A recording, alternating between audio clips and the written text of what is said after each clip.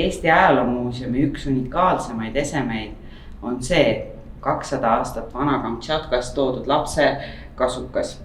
Eestisse tõid selle kasuka 19. sajandi lõpul Balti-Saksamaa uurijad.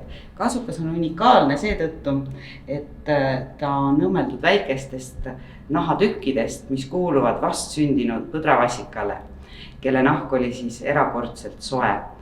Laps pandi kasukasse ülemise suure peaava kaudu ja kõik ülejäänud kasukas olevad avad on ilusasti suletavad, et lapsele külm ligi ei pääseks.